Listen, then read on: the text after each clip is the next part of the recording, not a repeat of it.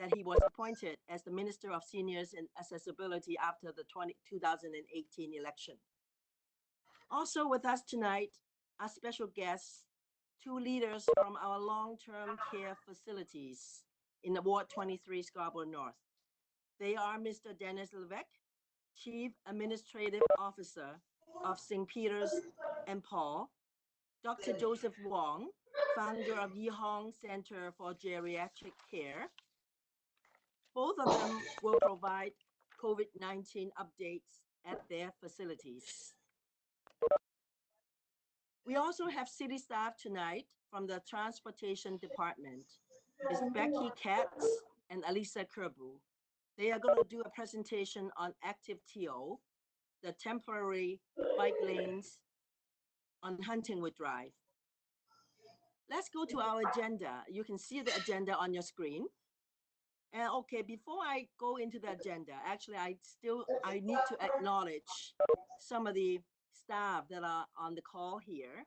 And we have Minister Cho's Chief of Staff, Mike Thomas, and Grace Fernandez, his staff, and also my executive assistant, Nick Dominelli, and Jason Lowe, who is the operator for this meeting. I can see a lot of other community leaders, like the Chinese Cultural Center of the Greater Toronto. They're joining us in our ward. Dr. Adrian Zheng, Dr. and Mr. Alan Lam, and Denise is also here too. So let's go to the agenda for the evening. We only have 1 hour, so time is very tight. And the agenda will be, let's go back to agenda. We have opening remarks from Dr. Cho, and we have a special guest, Dennis Levesque, who will be addressing. They have 5 minutes, and Dr. Joseph Wong, founder of Yi-Hong Geriatric Care, will have some comments. And then we will have city staff doing the presentation on the active TO Quiet Street and Cycle Network expansion on Huntingwood. After that, we will have a general questions for Dr. Raymond Cho, our minister, and then we'll have a closing remark from Minister Cho. We received a lot of questions, and given we only have 1 hour, what we're going to do is we will do our best to answer most of the questions. And for those of you, and if we run out of time, what we will do is we will email you the answers, and then we'll reach out to you and make sure you get the answer to your questions. And you will see a few buttons on the bottom of your screen. If you hit on the people, that will be participant. If you hit on the 3 dots, there's a chat box. When you hit on the people, there's a chat. If you want to talk, you chat, type on the chat. And also, if you wanted to raise your hand when you have any questions, we do not expect we have so many questions to answer. So basically, if you have more questions, you can actually type on the chat box. When we have time, if we have time, then we will address those questions towards the end of this virtual meeting. Now we will go to the opening remark by our Honorable Raymond Cho, MPP, Scarborough North, Minister of Seniors and Accessibilities of Ontario. Hello, it's nice to see everyone here tonight. I'm so happy to meet so many people. First, I'd like to say thank you to Councillor Cynthia Lai for hosting this video town hall meeting. Cynthia is doing a great job as City Councillor, and I should know, as a former City Councillor in this ward for 25 years. Tonight, I'm here not only to speak to you as an MPP, but also as Ontario's Minister for Seniors and Accessibility. June is a Seniors Month. It's time to recognize all the adults in communities across Ontario and the contribution they've made to build the province, the beautiful province that we enjoy today. Seniors have worked hard all their lives and have helped to make Ontario a better place. I'm senior myself. When we're young, we raised families, we built this beautiful province, the best country in Canada. So we deserve respect from everybody. And their safety and well-being are our government's top priority. Our government knows how much seniors have contributed to this province, and we acknowledge those contributions. It is also an important time to come together to support seniors in our communities and recognize the positive impact they have had and continue to have on all of us. But this is a normal senior month. These are very challenging time. It really breaks my heart that over 2,300 people have died from COVID-19. The vast majority have been the seniors. Seniors across the province must continue to self-isolate due to the danger of COVID-19. So while much of the province is reopening or getting ready to reopen, those over 70 years old are still at risk of social isolation. This is a huge problem for many seniors, people with the disabilities.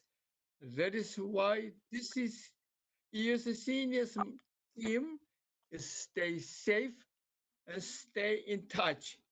Let me share some of the initiatives the province government and my ministry have taken to support seniors. I'm proud to say that during these challenging times, 175 seniors active living center programs have switched to operating remotely to help seniors stay connected while staying home.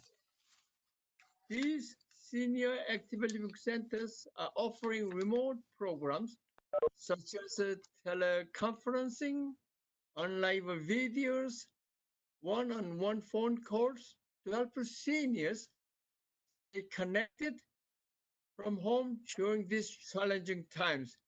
This includes the groundbreaking Seniors Center Without Words model to fight social isolation. We are continuing our investment in more than 300 seniors actively center programs. Our government is spending $14.1 million on this sort annually. In April, we committed $11 million, I should say, to help coordinate the delivery of meals and medicine and other necessities to seniors. We have partnered with the Ontario Community Support Association on this initiative. If you or someone you care about needs this program, call 211 for more information or visit www.ontariocommunitysupport.ca.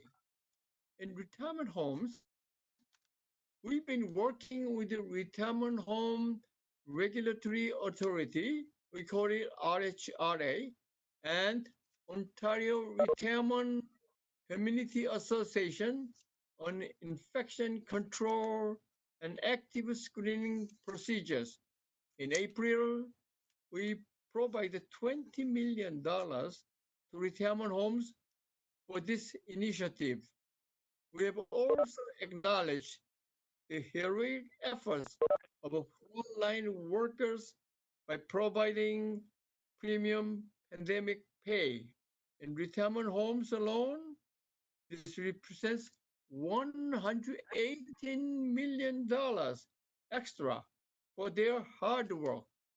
Thank you to the federal government for assisting with this program. Regarding testing, it's important that we test priority communities and those most at risk.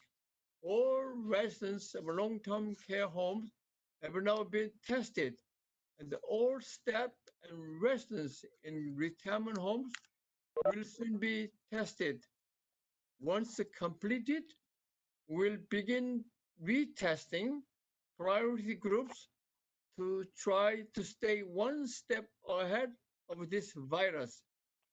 Regarding long-term care, we have seen some of the challenges that the system has had in dealing with this public health emergency. The situation in long-term care was made such worse by the existing staffing shortage in these homes. The system is broken. We have inherited this system. This is why our government has announced that beginning in September, an independent commission to investigate long-term care. The Premier has acknowledged the system has broken, and this commission will be the first step to fixing it. Regarding the finance of seniors, the department is also issuing double the guaranteed annual income system gains payments. Individuals will receive up to $166 per month, and couples will receive up to $332 per month. Those double payments will continue for 6 months and provide an additional $75 million to 194,000 vulnerable seniors who may need more help to cover essential expenses during the COVID-19 outbreak. In addition to these recent efforts, we have also been working across the government to develop a comprehensive senior strategy. This will help ensure all the adults remain healthy, active, socially engaged, stay safe and secure, and have the opportunity to age at home in their communities and participate in their labor market and economy. We'll be sharing more details about this later in the year. Seniors in Ontario have told us they want to age at home and in their communities.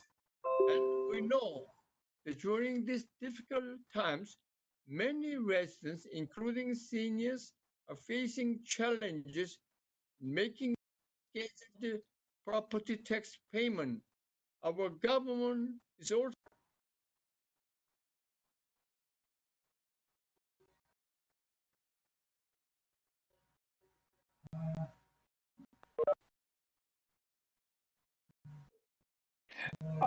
Hi, Raymond, you're on mute.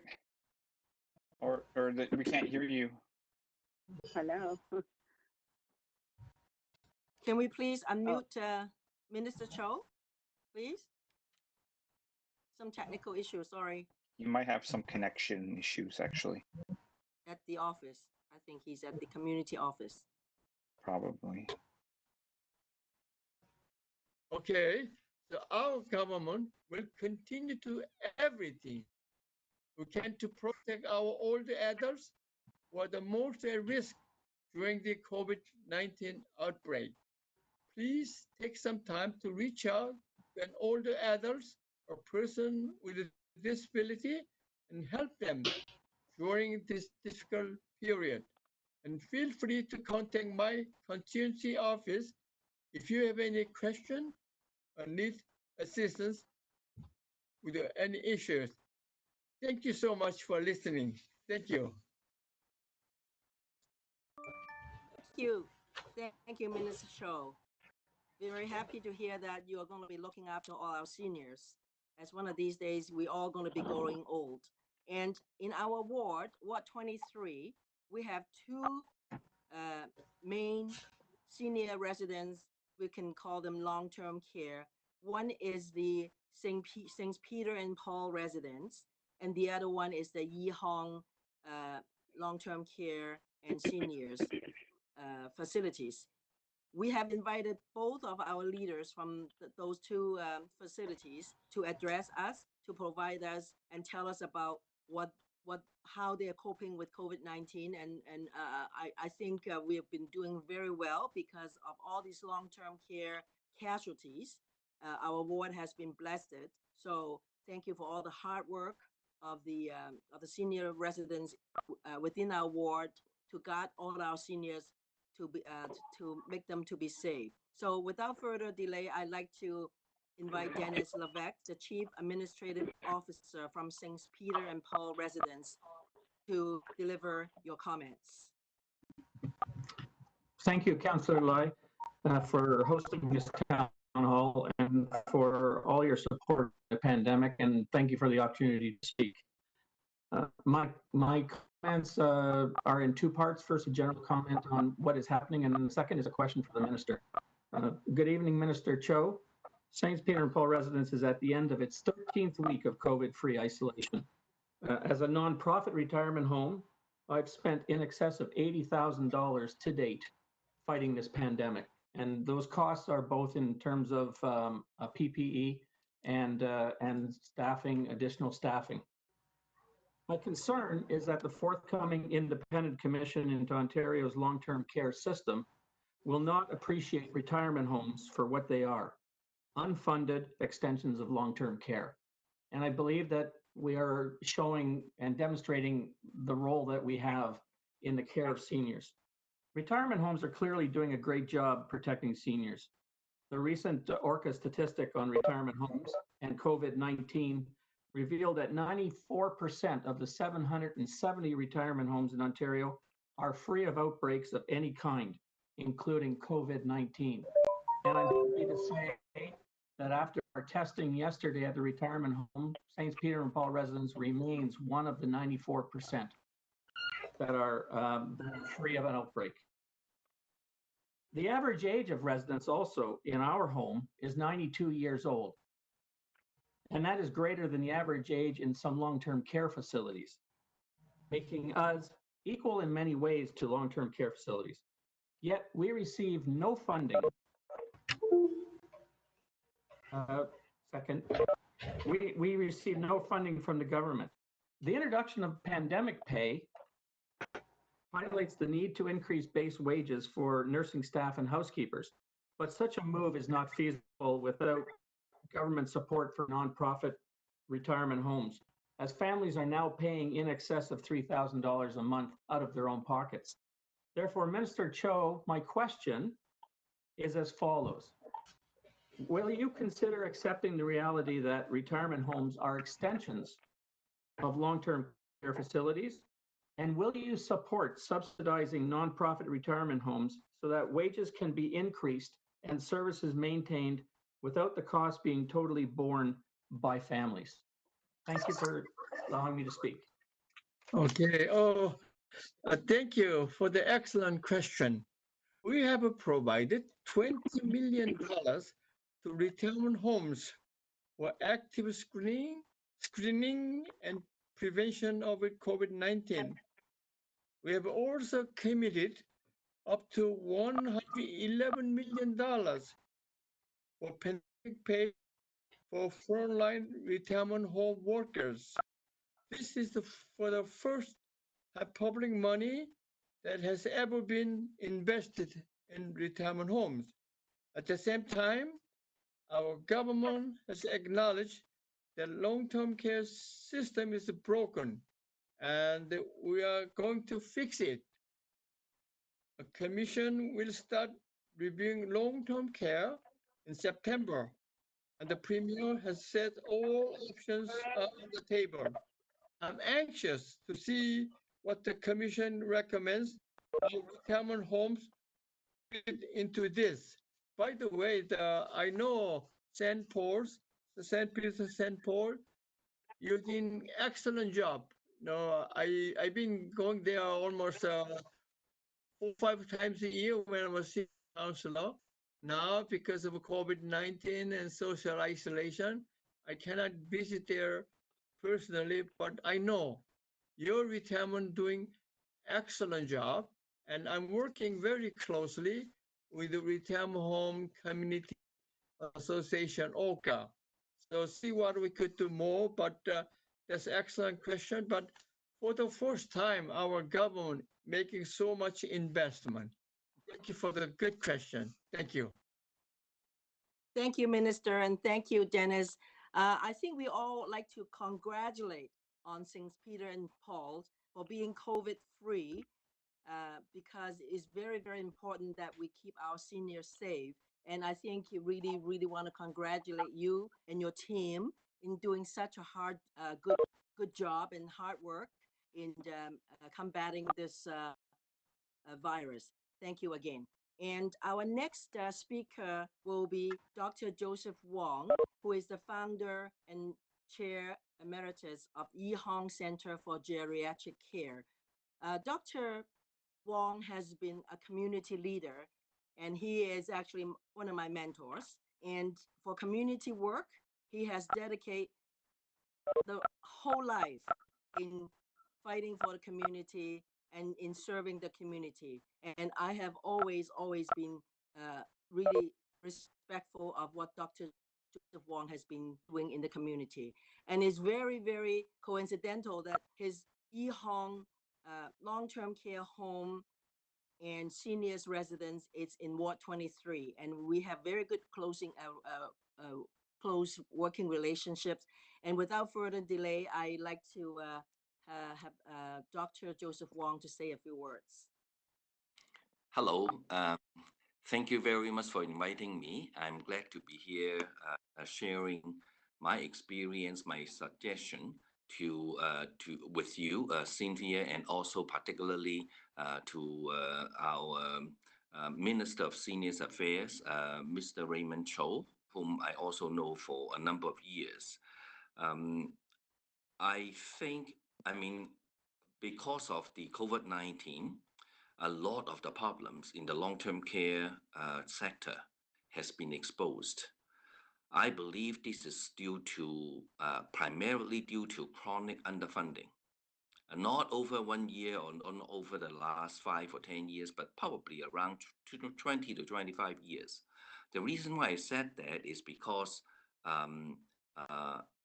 for the last quarter of a century, at least as far as I know, from my association with long-term care sector, the government has been increasing the funding per diem to the long-term care homes at the rate of inflation. So on the surface, it seems to be it is okay.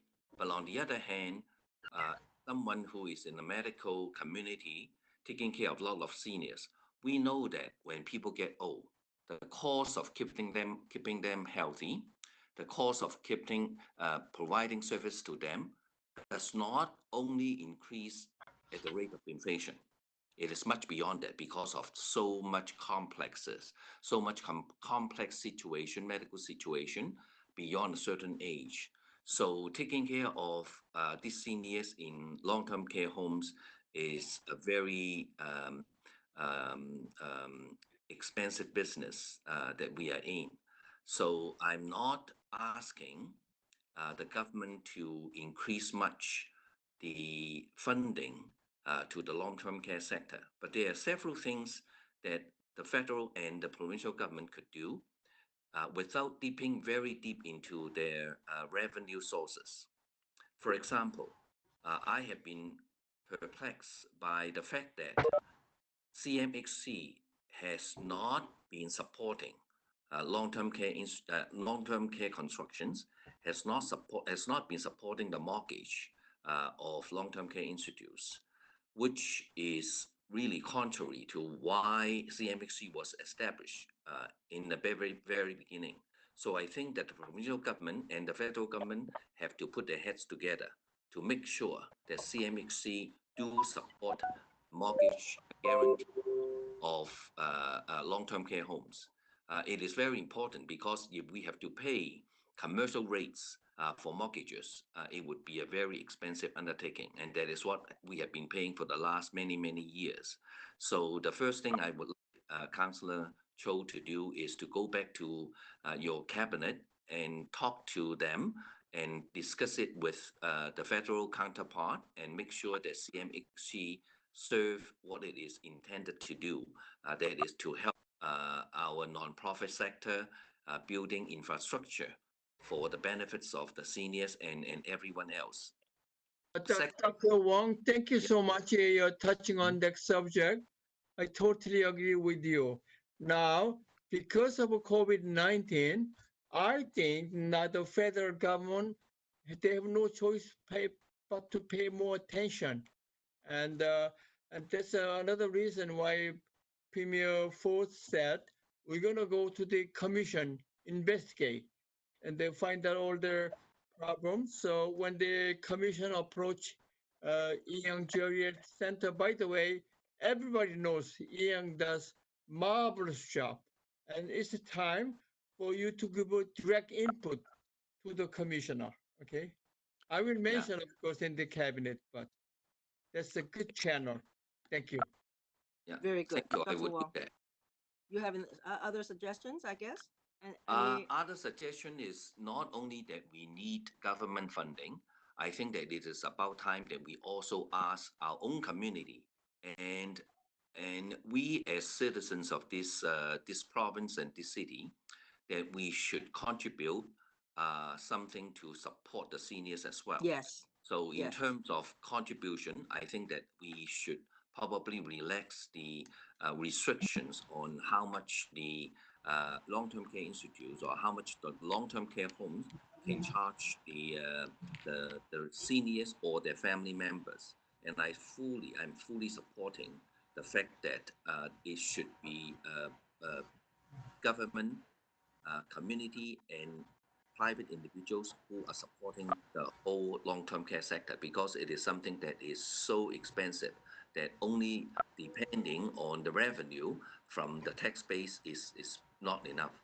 yes. I think on the city level, I think what I can do is just to streamline some of these approval process for long-term care permits. I mean, for the building permits and all those things. I think the Chinese Cultural Center, our community partners, we can all work together to make sure that that it stays affordable and it stays, all our seniors are being well taken care of. So thank you so much. Thank you very much, Dr. Wong, for your input. It's really invaluable for us, and I think we are taking notes, and we will bring it back to the city as well as to the province, and then I will actually let the mayor know about this as well, so that he can actually have get his 2 cents into the federal government to make sure that CMHC will finance the long-term care homes. Thank you so much. Thank you. Okay. On the agenda will be presentation from city staff on the bicycle lane as one of the part of the active TO program. And after we have this brief presentation, we will go back to the questions that when the time left, we can actually finish answering some of those questions that everybody has submitted. Thank you. And without further delay, I will turn the floor to our city staff, Becky. And Becky, you're going to do the presentation. Is that correct, Ms. Beth? Yes. Okay. Can you please see unmute yourself. I am on Yes. mute. Can you hear me? Yes. Okay, great. Can you see my screen? Yes.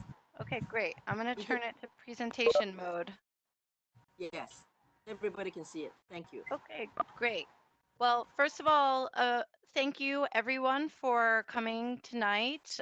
This is a challenging time, and really appreciate all of the care that you put into your community. Thank you to the counselor and to the minister for inviting us tonight to speak about a program that the city is leading. My name is Becky Katz. I am in the Transportation Services Division, and I work on various cycling and pedestrian safety related projects. And I'm here to talk about Huntingwood Drive, but also to give an overview of some of the roadway considerations that we've taken in regard to the pandemic. So as part of the city's response to our public health crisis, we have started a program called Active TO. And Active TO is made up of three major programs. One is called Quiet Streets, where we're doing some calming on existing neighborhood streets where maybe there's not sidewalks or not room to get exercise or to physical distance, and implementing some additional traffic calming so that people of all ages can feel safe using their roadway. We're also on the weekends closing some major roads to cars. This is more focused on trails that we've seen really high congestion on the weekend. So that's like Lakeshore Boulevard in the west and the east, and on Bayview Avenue um, in the lower part of the city. So this is a program that both of these programs are looking for input, and if you have suggestions, you're welcome to send them, and I have information at the end of how you can do that. But tonight we're really talking about the third part of the Active TO program, which is the expanding the cycling network. So at the last council meeting, council approved an acceleration of 24 total kilometers. So Huntingwood Drive is one piece of a larger strategy of various new bike lane projects. The downtown core projects that you see here are mostly focused on reflecting the TTC subway line. So you have Bloor and Danforth, and you have University. But Huntingwood is where we're talking about tonight. So Huntingwood from Midland to McCowan is in Councillor Lai's ward, and Midland to Victoria Park is in Councillor Karygiannis's ward. And we are proposing to move forward with the installation of bike lanes from Victoria Park to Brimley. From Brimley to McCowan, there is already existing bike lanes. So the question is why? You know, in a time like right now, why are we thinking about cycling and various street interventions? And I think those are really good questions. And so part of it is to help people feel safe enough to choose cycling for some trips. There's no expectation that anyone would ride, you know, for every single trip, especially long trips. But that maybe some people, if they had a safe place to bike, that they would maybe take their bike to go to a friend's house, to go shopping, to reach their workplace. Shepherd Avenue continues to have some higher bus and transit ridership. And so trying to pull off some unneeded trips so that people can physically distance on transit is important. It's also to connect key destinations. Ward 23 is rich in cultural centers, in trails, in schools, and places of worship. And again, giving people another option. It is not saying that everyone needs to choose this option, but that some people may. And if they're going to, how do we keep them safe?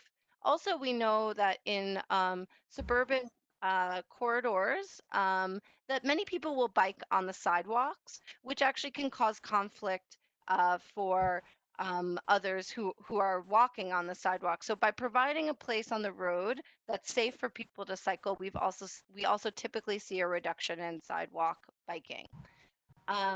There's many different benefits of cycling infrastructure that we've seen.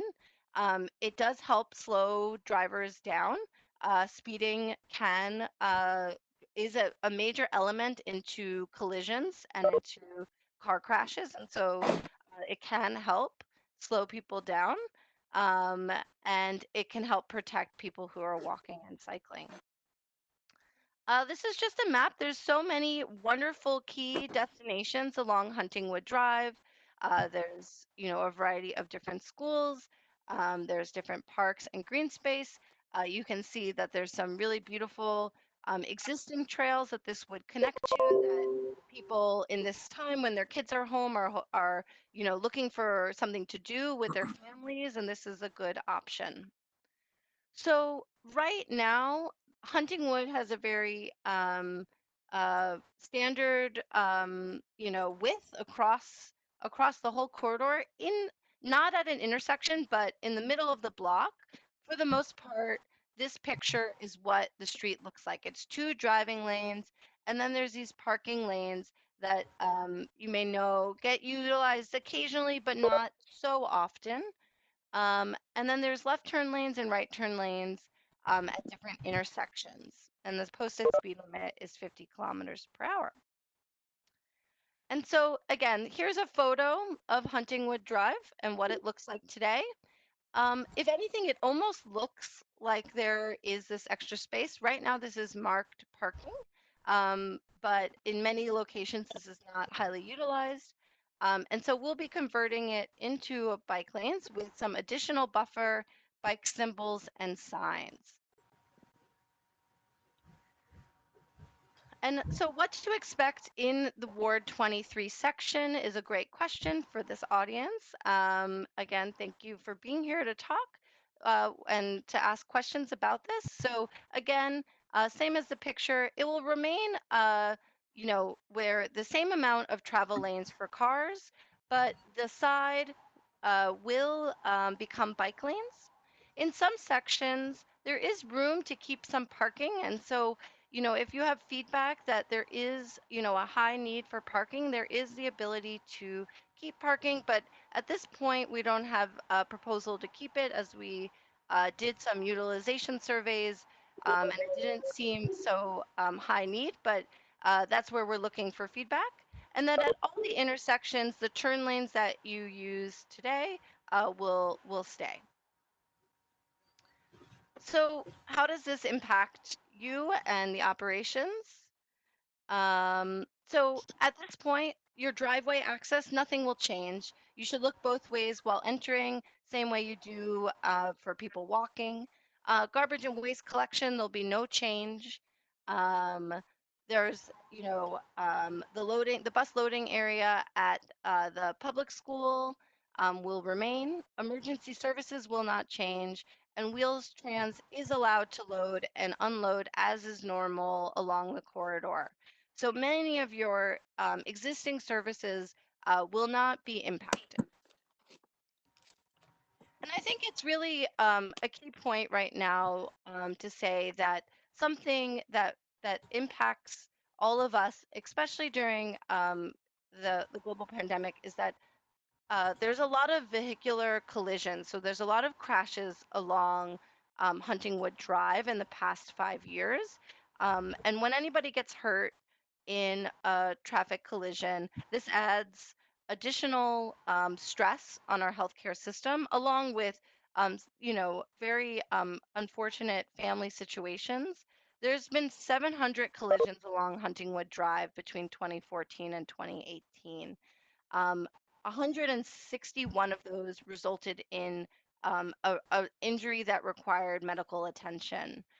One collision in a very serious injury, and then 15 of those actually involve someone walking and 10 of those involve someone cycling. One thing that we've identified through various studies is that that again, speed is often the cause for these collisions.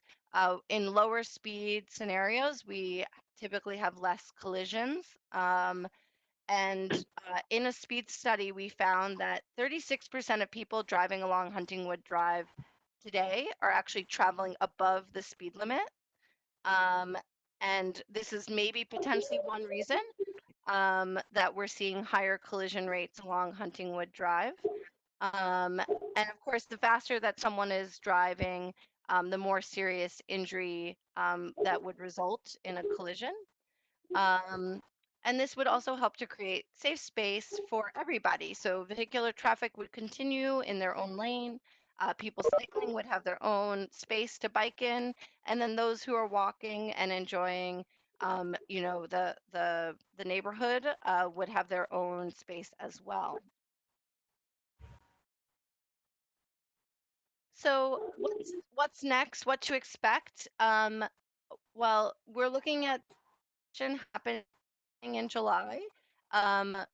We're looking for feedback, which is why we're here tonight, both to answer some questions, but we know that just one night is not enough for taking all the feedback and for you to share it with other neighbors who maybe can't be here tonight.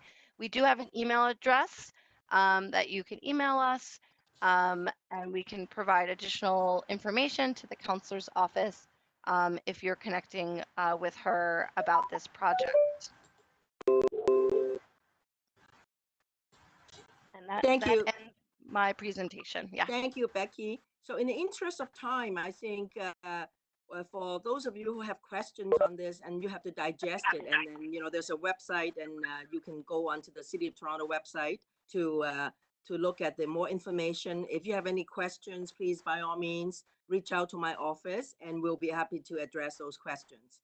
And I just wanted you to know, well, I wanted to share with all of you that during the virtual council meeting last week, I was able to pass a motion as part of the Active TO program to have a multilingual road safety education campaign across the city.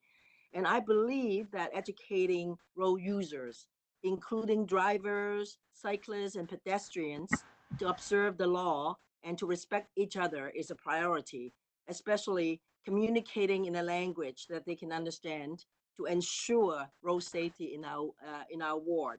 So my office will be coordinating with the city to launch extensive consultations to engage with residents regarding future bike lanes in our ward if we choose to have any. So just by all means, please, your feedback, your comments, please email it to active_TO@toronto.ca or email it to my office, Councillor_Lai@toronto.ca. Thank you.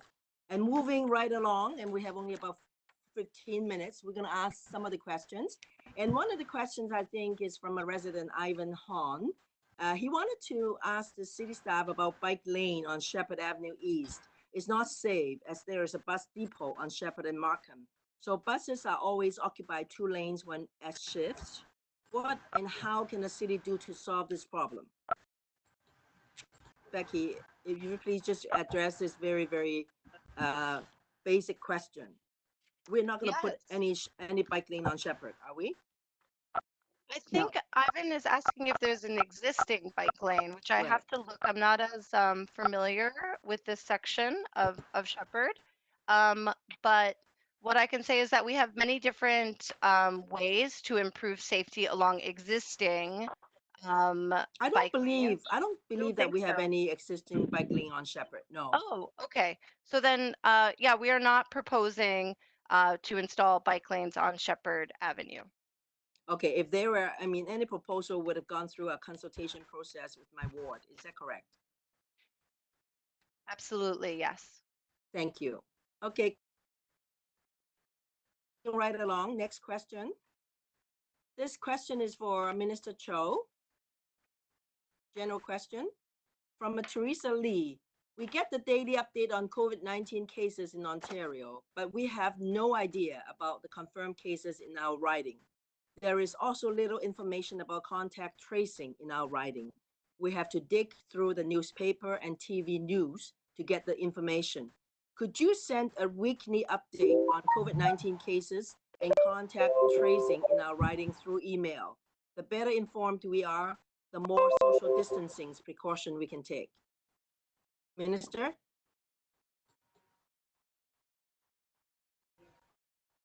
Minister, are you still on the line?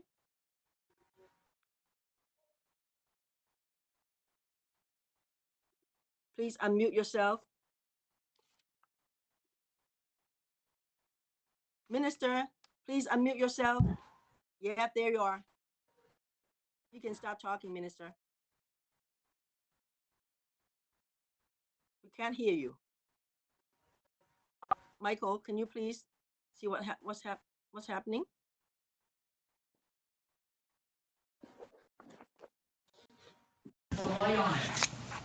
Okay.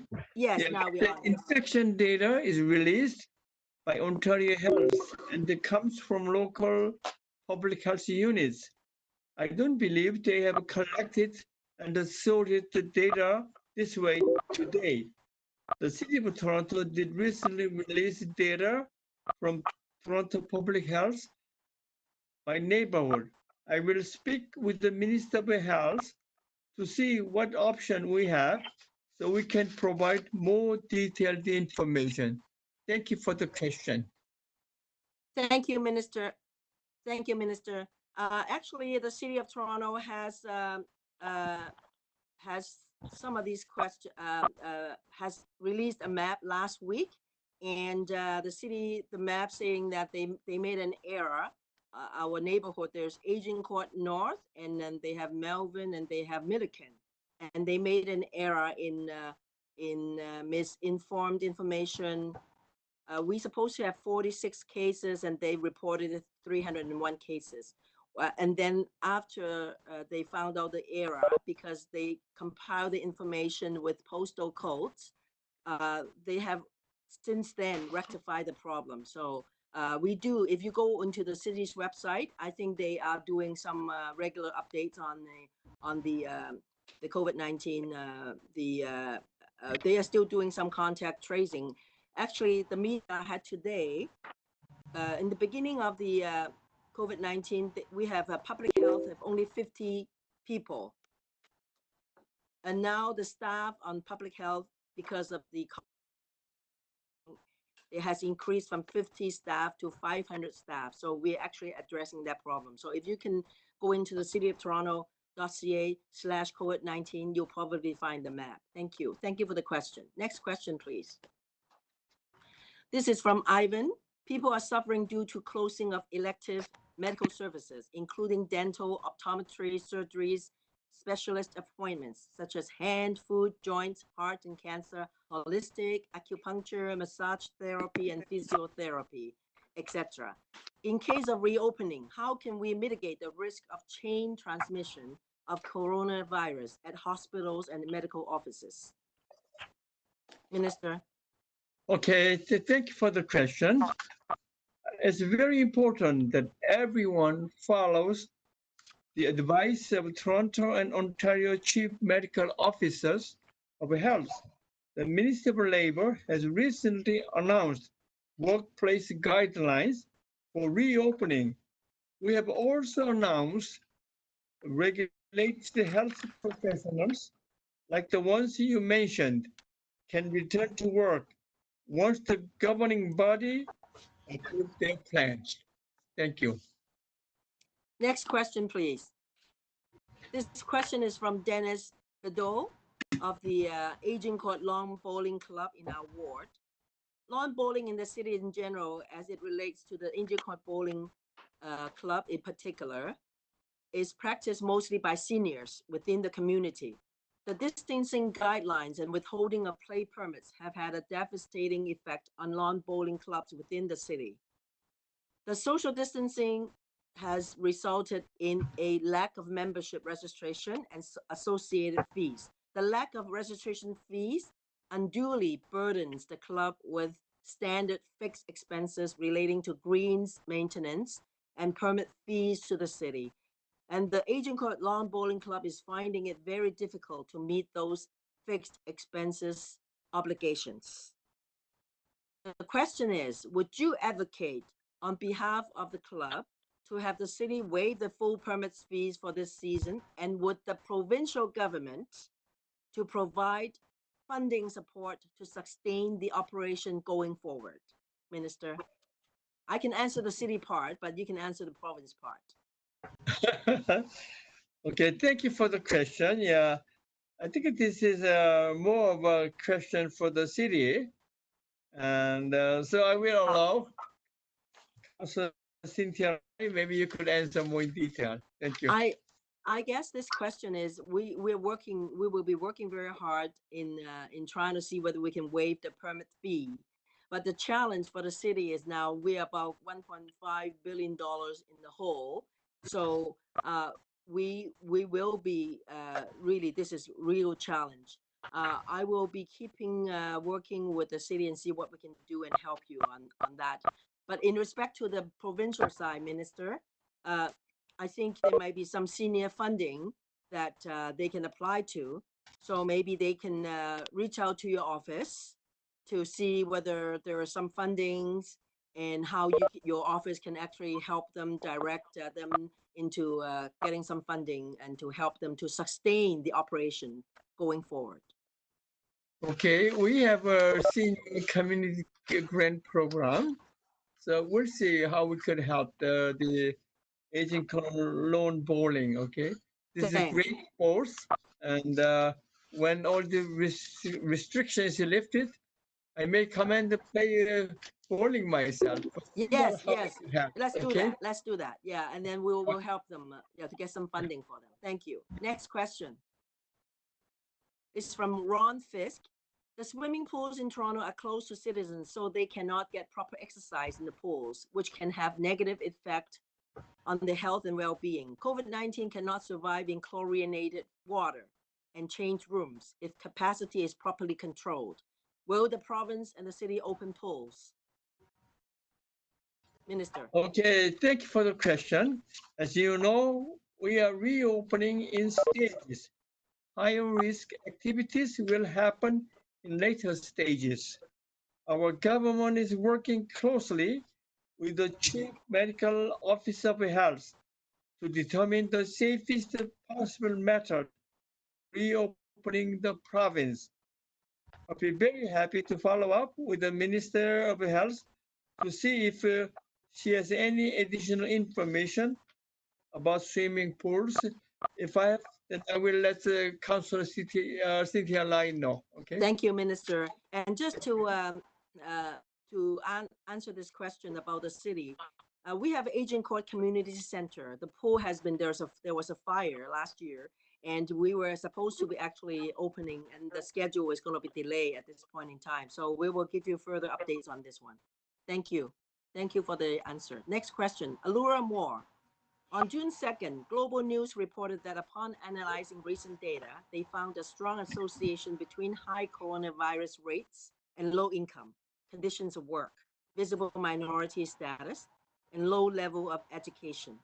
There was an even stronger association between neighborhoods with a higher number of coronavirus cases and those with a higher population of Black people. What are the City of Toronto and the provincial government doing to specifically assist these neighborhoods now that this information has come to light? Minister. Okay, this is a very important question. As a councillor for 25 years myself, and a person of color, I have always fought for equality and fought against poverty. Our government has been very committed to working with the high-risk population regarding testing and prevention. The neighborhood data for Toronto that you mentioned was just released and isn't yet available province-wide. This is an issue I will raise with the Minister of Health and my cabinet colleague. I don't know if everybody watched the today's 1 o'clock Premier's teleconference, and the Premier made the announcement. You know, the gentleman called Jamal Giovanni, he's a representative of the Premier Council. He made an excellent speech. Our government making investment $1.5 million so that this money will go to the local organization for the use for the equal opportunity. So our government knows the issue, and we're working very hard. Thank you. Thank you. I just wanted to add on Minister Cho's answers.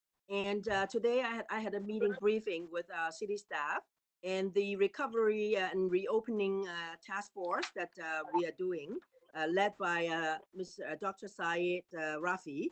We are having a lot of themes to doing this. And one of the themes are the vulnerable communities themes.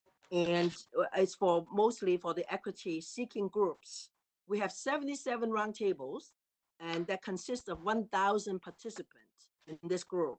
So I'm sure with all these concerted efforts, I think we will find very, very good help for the people that are the vulnerable people and those needed support. And like Dr. Cho, Minister Cho was saying, we both work very hard, and we know that there are some vulnerable population in our ward that we should be looking after. So we will be keeping you informed with what's going on for this. Okay. And I think, given the interest of time, we're gonna have to skip to our closing remarks now, please. Closing remarks, Dr. Cho, Minister Cho. Okay. Well, first of all, I'd like to thank Councillor Cynthia Lai again. This is the first a video town hall meeting, and I'm really impressed. Almost 80 people participated, and I'd like to thank everybody who made an excellent presentation, including City Step Bike Lane, Dr. Joseph Wang, administrator from St. Peter's St. Paul Retirement Home, and all the questions. So I really like to thank everyone. Have a great evening. Thank you.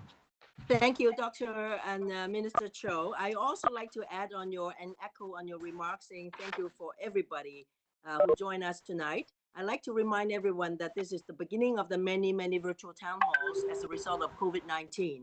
And I will continue to listen and to work with all the community members, including the equity-seeking group and local business owners, to ensure we are part of the recovery process. These are important discussions to get input and to share impacts, as well as possible opportunities for support and assistance moving forward.